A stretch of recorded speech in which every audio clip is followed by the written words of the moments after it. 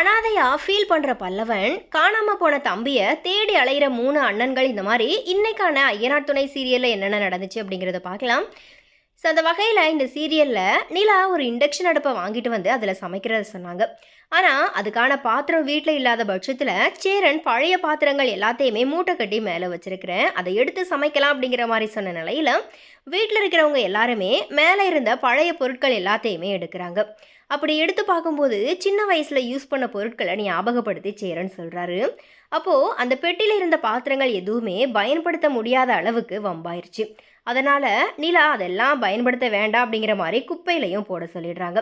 அதுக்கப்புறமா பழைய ஃபோட்டோக்கள் எல்லாத்தையுமே நிலா அண்டு பல்லவன் பார்த்துக்கிட்டு இருக்கிறாங்க. அப்போது பல்லவன், அம்மா கூட நீங்கள் எல்லாரும் சேர்ந்து ஃபோட்டோ எடுத்திருக்கீங்க, ஆனால் நான் மட்டும் ஏன் எடுக்கலை அப்படிங்கிற மாதிரி கேள்வி கேட்க ஆரம்பிச்சிட்டாரு.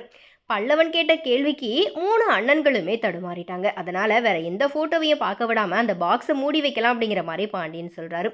இருந்தாலும் பல்லவன் கேட்காம ஒவ்வொரு ஃபோட்டோக்களையும் பார்க்குறாரு. அப்படி பார்க்கும்போது பல்லவன் மட்டும் இன்னொரு அம்மாவோட சேர்ந்துருக்கிற ஃபோட்டோவை பார்த்து, இவங்க ஏன் என்ன தூக்கி வைக்கணும், இவங்க கூட சேர்ந்து நீங்கள் யாருமே ஃபோட்டோ எடுக்கலை, என்ன மட்டும் ஏன் இவங்க தூக்கி வைக்கணும், எனக்கு இவங்கள பார்த்தாலே பிடிக்கல, கோபமாக வருது, இந்த மாதிரி பல்லவன் சொல்கிறாரு.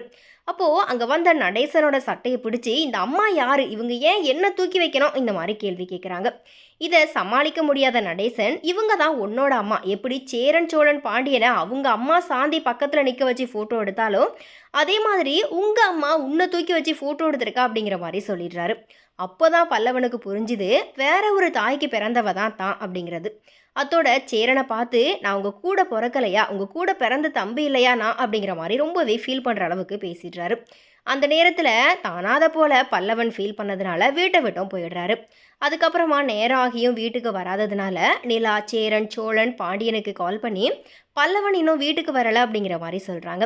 உடனே பரிதவித்து போன 3 அண்ணன்களுமே பல்லவனை தேடி அலைகிறாங்க.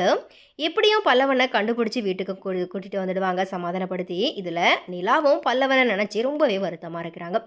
இந்த ஒரு திருப்பத்தை எதிர்பார்க்கவே இல்லை. இந்த ஒரு சீரியல் தான் இப்போ கொஞ்சம் உயிரோட்டமாக இருக்குது. இந்த மாதிரி மக்களுமே பார்த்தீங்கன்னா இந்த சீரியலை அதிகமாகவே விரும்பியும் பார்க்க ஆரம்பிச்சிட்டாங்க.